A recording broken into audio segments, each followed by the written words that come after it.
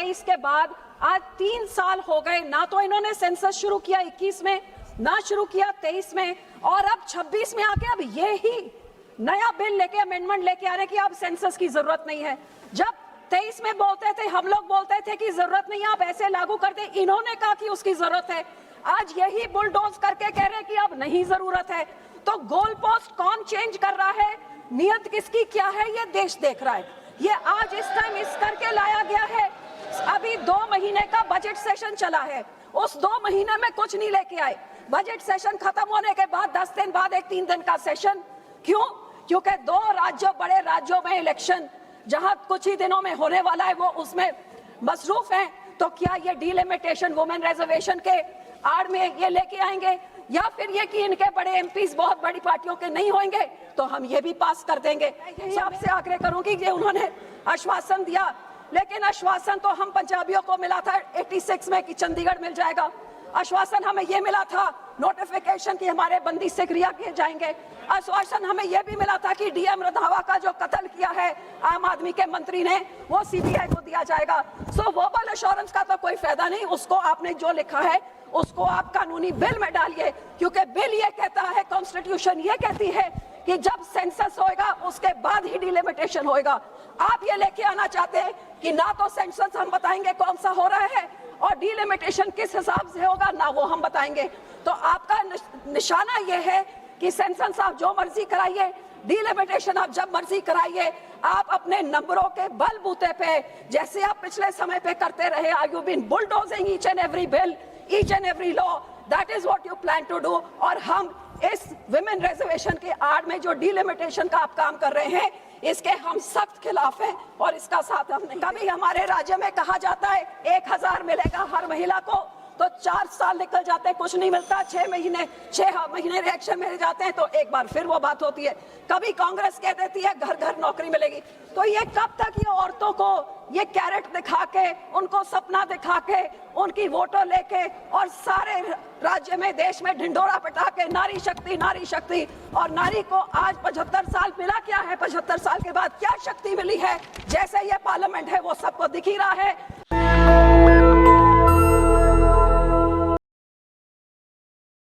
Madam, 2014 और 2019 के manifesto में भारतीय जनता पार्टी ने लिखा था कि ये 33% वुमेन रिजर्वेशन बिल ये लेके आएंगे, लेकिन 9.5 साल बाद सितंबर 2023 में फाइनली स्पेशल सेशन ही बुला के ये बिल वो लेके आए। और वो बिल भी जब लेके आए उस टाइम भी मैं आपके द्वारा पूरे देश को बताना चाहूंगी कि ये 33% वुमेन रिजर्वेशन बिल यूनैनिमसली सितंबर 2023 में पास हो गया। जिस तरीके से ये बिल लेके आए थे कि वो सेंसस होगा, डिलिमिटेशन होगी और तब जाके 33% रिजर्वेशन मिलेगा, उस टाइम भी सारे विरोधियों ने कहा था कि आप ये 2024 से 6 महीने पहले आप लेके आ रहे हैं, आप जैसे हैं आप ऐसे पार्लियामेंट में ही भी आप 33% आप रिजर्वेशन आज ऐलान करिए और अगले जनरल इलेक्शन में करिए। लेकिन इस सरकार ने ही कहा कि सेंसस और डिलिमिटेशन के बिना नहीं हो सकता।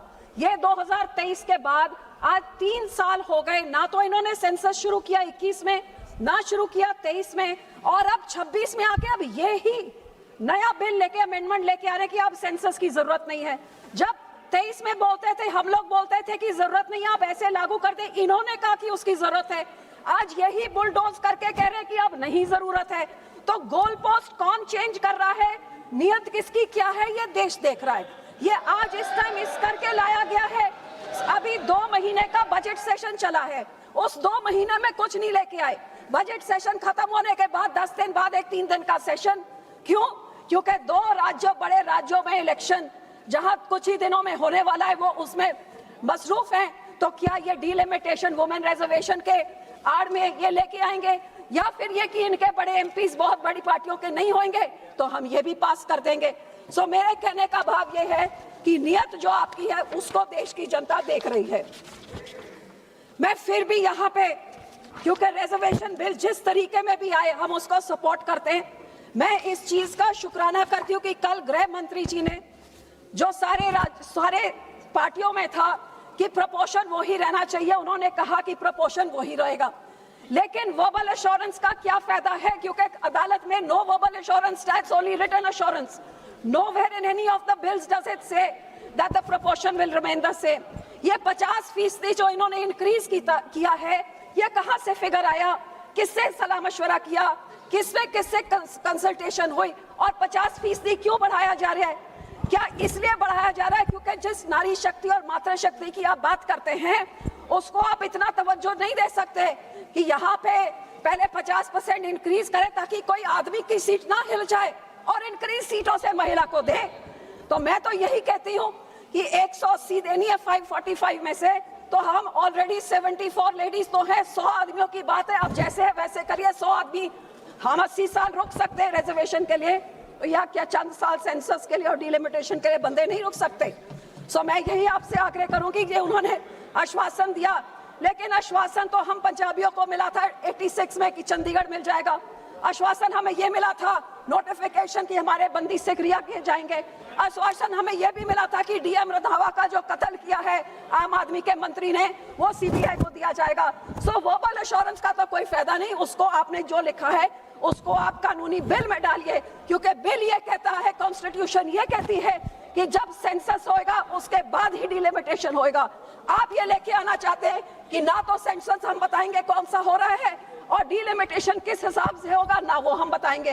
तो आपका निशाना ये है कि सेंसस आप जो मर्जी कराइए, डिलिमिटेशन आप जब मर्जी कराइए, आप अपने नंबरों के बलबूते पे जैसे आप पिछले समय पे करते रहे, are you been bulldozing each and every bill, each and every law, that is what you plan to do. और हम इस विमेन रिजर्वेशन के आड़ में जो डिलिमिटेशन का आप काम कर रहे हैं, इसके हम सख्त खिलाफ हैं और इसका साथ हम नहीं देते.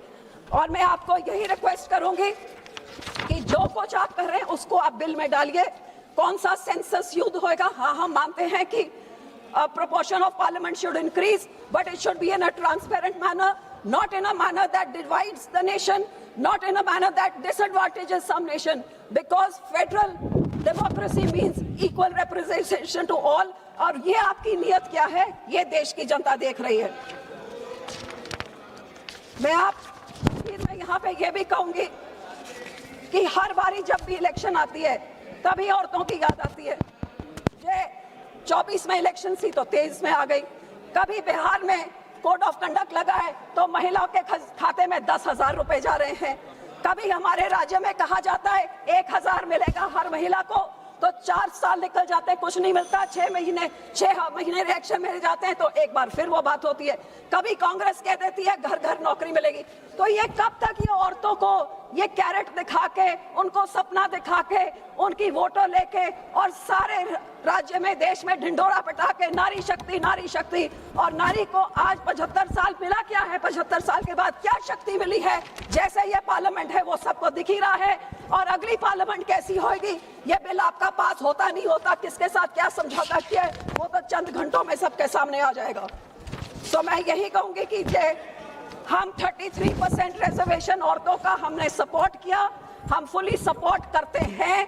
गोल पोस्ट आप चेंज कर रहे हैं. पहले आप वो कानून लेके आए थे, अब उस कानून में बदली आप चाह रहे हैं. आप ही ये 33% रिजर्वेशन लागू नहीं होने दे रहे हैं और डिलिमिटेशन रिजर्वेशन के आड़ में जो लेके आ रहे हैं, इसके हम सख्त खिलाफ हैं. ट्रांसपेरेंट कानून बनाइए और औरतों का उनका बनता हुआ हक देइए, तभी ये नारी शक्ति मातृ शक्ति की बात हो सकती है. नहीं तो ये जुमले, ये हवा में सपने, ये तो कई सदियों से औरतें देख रही हैं और ऐसे ही कभी वो दिखा दे, कभी आप दिखा दे. औरतें तो जहां थे वहां ही खड़ी हैं. आदमियों के खिलाफ लड़के हम यहाँ पहुंच रहे हैं. हमें शक्ति की जरूरत नहीं थी, रिजर्वेशन के बिना हम लोग यहाँ पहुंच गए. और जो हमें मौका दे तो आगे भी पहुंच जाएंगे. आपको बढ़ाने की जरूरत नहीं. आप 545 में ही हमको 33% रिजर्वेशन दे दीजिए. हम आपको यहाँ पे 33% हम आके आपको दिखाएंगे, जो आप हमको सीटें और टिकट आप हमको देंगे. बहुत बहुत धन्यवाद. माननीय सदस्य श्रीमती अनुप्रिया पटेल जी. नेशनल दस्तक की आपसे गुजारिश है कि अगर इसको बचाना चाहते हैं तो नेशनल दस्तक को सब्सक्राइब करने के लिए रेड कलर के सब्सक्राइब बटन को दबाएं, फिर बेल आइकन की घंटी दबाएं. नेशनल दस्तक को बचाने के लिए बहुत जरूरी है कि हर खबर को शेयर करें, लाइक करें, कमेंट जरूर करें.